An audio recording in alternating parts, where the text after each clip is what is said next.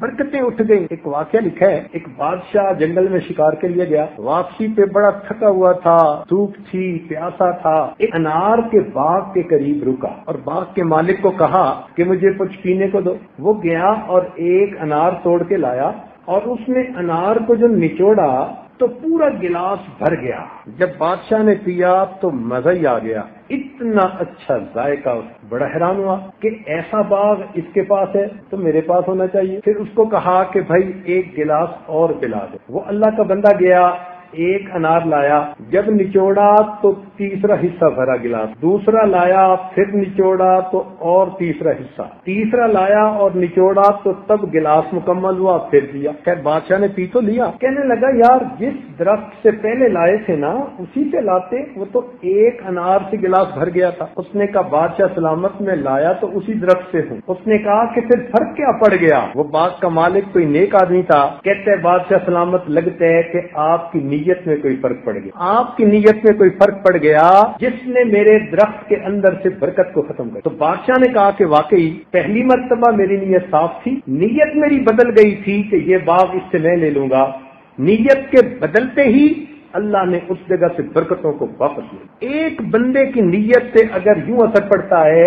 تو جہاں اکثر ہی بدنیت ہوں، آوے کا آوائی بگڑا ہوا ہو، ہر بندہ کسی نہ کسی طرح دوسرے کا مال لوٹنے کے لیے تیار، دھوکہ دینے کے لیے تیار۔ آپس میں مسلمان تجارت کرتے ہیں اور ان کو ایک دوسرے سے امن نہیں ہوتا۔ کوئی پیسے لے کے بیٹھ گیا، کسی نے کہا جی میں دینے ہیں دے نہیں سکتا۔ آج آپ کسی کو باہر سامان بھیج کے تو دیکھیں حالت کیا ہوتی۔ تو جب اس طرح بدنیتی والی زندگی ہو تو پھر سکون کہاں سے؟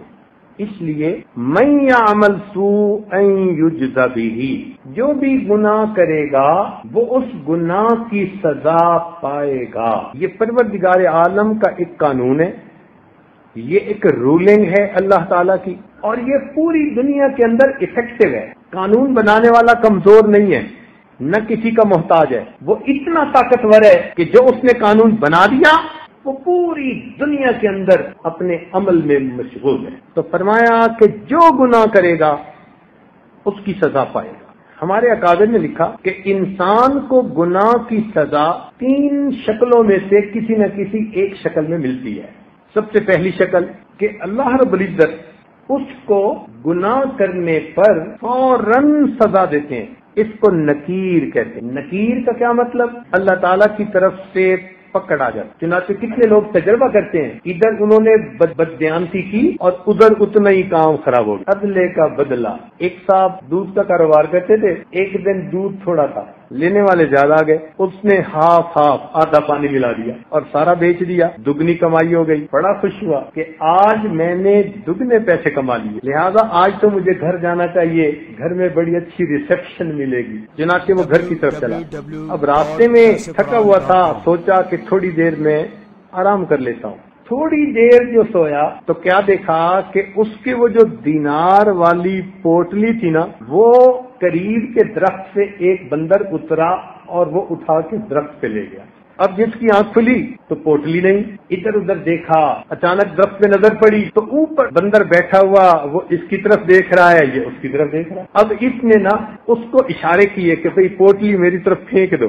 پھر اس نے کیا کیا، دامن پھیلا دیا۔ اب وہ بالکل ایک ندی کا کنارہ تھا جہاں آ کے یہ سویا تھا، تو بڑا حیران کہ اب میں کروں تو کیا کروں۔ خیر جب اس نے دامن پھیلایا نا اور اس کو اشارہ کیا کہ بھئی میرے پیسے یہاں پھینک دو، تو اس بندر نے پوٹلی کو کھولا، وہ ایک اس میں سے دینار نکالتا، اس کی جھولی میں پھینکتا، ایک دینار نکال کے ندی کے پانی میں پھینکتا، آدھے دینار اس کے اور آدھے پانی میں۔ اس نے عبرت پکڑی، اللہ آج کے بعد میں دھوکے سے پیسہ حاصل نہیں کروں گا، جس طرح سے یہ پیسہ آتا ہے اسی تیزی کے ساتھ واپس جاتا۔ گناہ کے اندر ایک تاثیر یہ ہے کہ وہ بندے کو پریشان رکھتا ہے، ہر وقت پریشان، بے برکتی ہوتی ہے۔ چنانچہ برکت نہ ہونے کی وجہ سے ضرورتیں پوری نہیں ہوتی، پیسہ لگتا کہاں ہے پتہ ہی نہیں چلتا۔ چنانچہ کتنے دوست ہیں ہمارے، وہ کہتے ہیں حضرت آنے کا تو پتہ چلتا ہے، جانے کا پتہ ہی نہیں چلتا، خرچہ کہاں ہوتا ہے، اتنے خرچے۔ وجہ کیا ہوتی ہے؟ بے برکتی ہوتی۔ جتنے گھر کے بندے उतने कमाने वाले हैं, खर्चे फिर पूरे नहीं होते। हमने यूरोप अमेरिका के सफर में लोगों को देखा, घर के सब मर्द और सब औरतें नौकरी करने वाले हैं, मगर उनके खर्चे पूरे नहीं होते। ये क्या चीज है? इसको बेबरकती कहते हैं। रिज्क में से अल्लाह ताला बरकत निकाल लेते हैं, खर्चे पूरे नहीं होते। एक पे खर्चा, दूसरा, तीसरा, समझ ही नहीं आती कि इसका हल क्या करें। तो जब कभी मैं हदीस का ये वाकया पढ़ता हूँ ना, तो हैरान होकर सोचता हूँ कि या अल्लाह, सहाबे कराम की जिंदगियों में और हमारी जिंदगियों में कितना फर्क है। उनको बिलों से रिज्क मिलता था और हम पूरा महीना जो कमाते हैं वो बिलों में चला जाता है। ये बिजली का बिल, ये टेलीफोन का बिल, ये इंश्योरेंस का बिल, ये गैस का बिल, वो बिल ही नहीं जान छोड़ते। बिल देख के दिल को कुछ होता है, क्या और मुसीबत आ गई, बरकत निकल गई। तो इसलिए आज हमारे रिज्क में बरकतें कैसे आ जाएं, इसके लिए हमें गुनाहों से बचना। और अगर हम गुनाह करेंगे तो बेबरकती।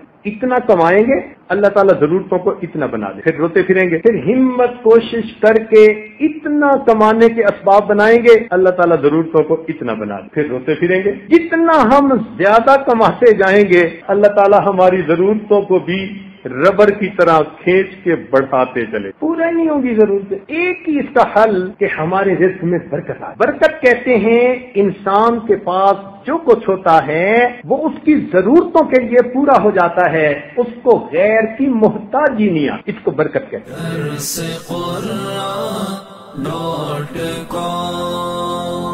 www.darsequran.com